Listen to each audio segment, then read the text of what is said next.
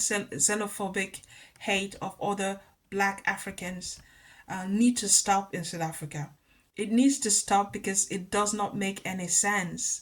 The government is responsible for providing you the social order that you need, to provide you the economic solutions that you need. And if your government is not providing that for you, you will have to provide it for yourself. That energy that you put in to group together, to form an alliance to chase out foreigners, how about you put that energy towards building businesses, supporting each other, informing each other, and also supporting your. Hello guys, welcome to Comfort Community. I hope you all are doing well. Thank you all for the support you're showing to my channel. Thank you for your subscriptions, for your likes, for your shares, for your comments. I appreciate. I saw this documentary on BBC and I wanted to do some commentary on it. And also just to discuss the impact that it's had from my point of view, of course, and to hear from you all what you think about this matter and how we could possibly resolve this matter as Africans. So there's this BBC documentary called Fear and Loathing in South Africa. It essentially covers a group of people who are who've come together to chase out foreigners. They are people who do not like foreigners in the country, and they go about trying to find one way or the other to get them out of social housing, for example, or to kick them off their streets if they're vendors, or to essentially make their life a living hell for coming to South Africa.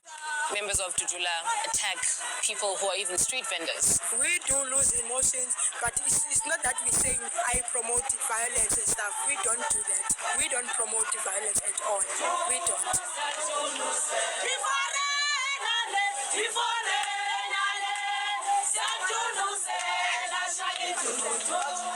Zandile Dabula is a founding member of Operation Dudula. Is this the Dudula WhatsApp line? Yeah. So how does it work? They receive tip-offs about foreign nationals living in social housing reserved for South African citizens. Of an RDP houses. Kulumalo SG.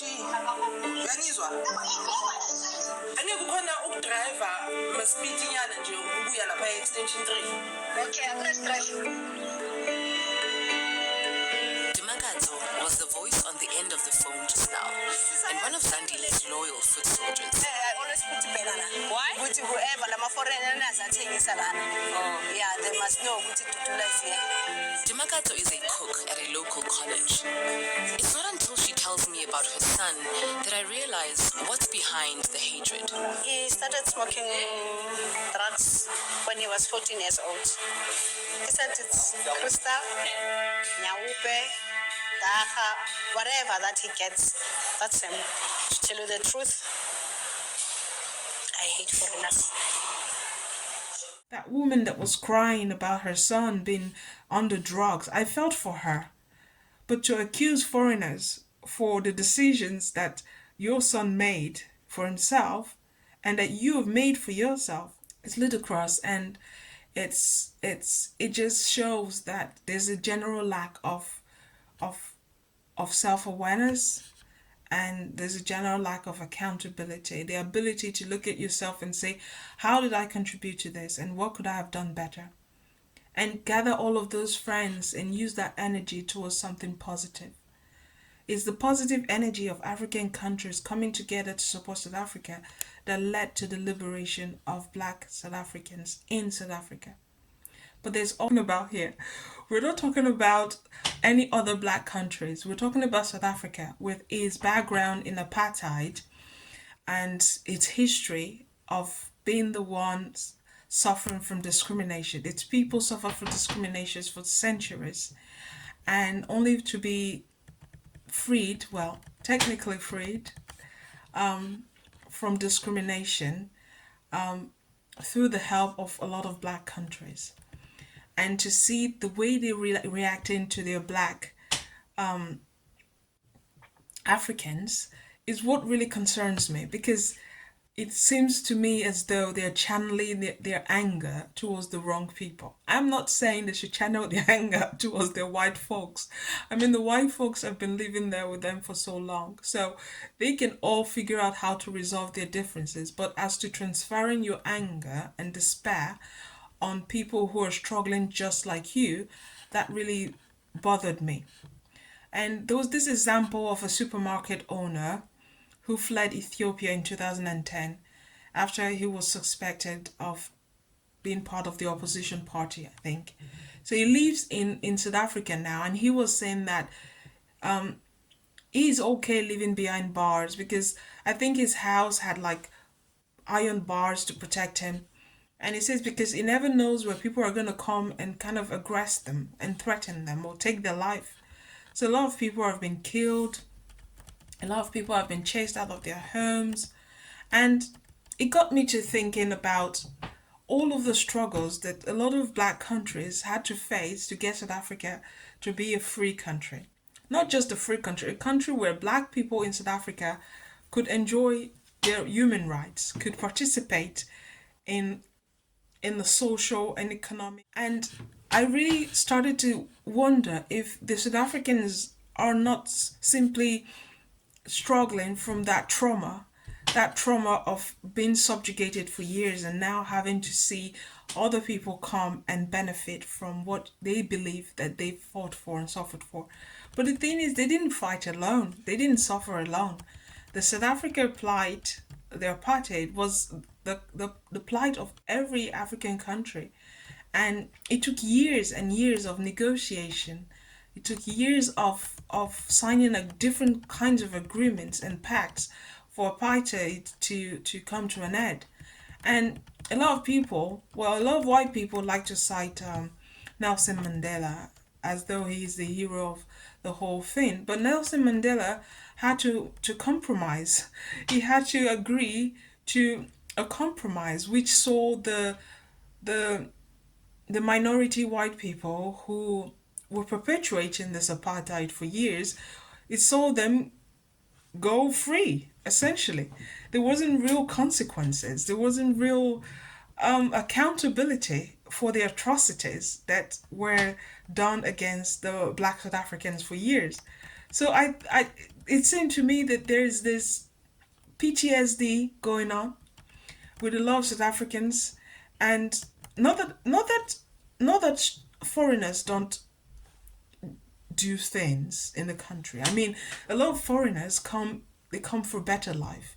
They work, they come to work, they come to generate income, they contribute to the success of South Africa. South Africa wouldn't be what it is if partly for the foreigners to come there to trade, and the relationship, the commercial relationship they have with neighboring countries, Zimbabwe, Lesotho, and other countries that border South Africa.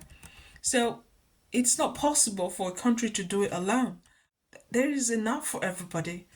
And I wonder also if this is not a way to channel their angst, that they should be channeling towards their government on vulnerable people. I mean, the weak people, the people they believe they can do this to, they are doing it to.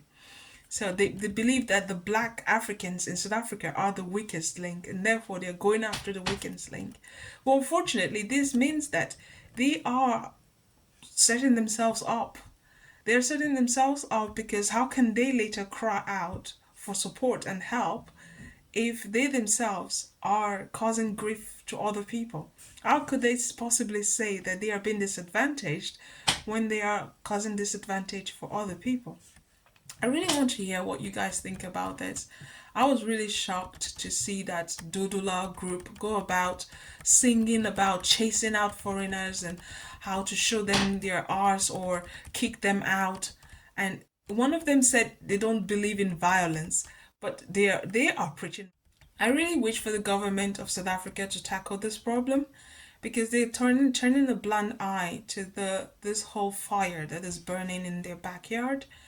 And so now, I mean, it happened a few years ago. There was this whole protest in South Africa, and I think they killed some Nigerians, destroyed Nigerian businesses and other foreigner businesses, and even burnt people alive.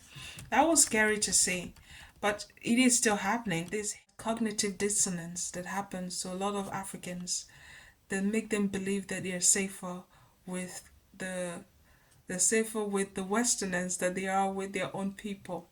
And that really worries me because I'm yet to find tangible evidence that they are safer with the Westerners, the Caucasians, than they are with Africans. You would think that that shared struggle and that shared pain and that shared need for freedom and self-determination would be enough to unify the entire Africa. But we still find groups of people trying to distinguish themselves for the wrong reason about this. Is South Africa becoming that country where black Africans are not allowed to go to, or where black Africans' lives are continuously being threatened? Or do you feel that this is just a little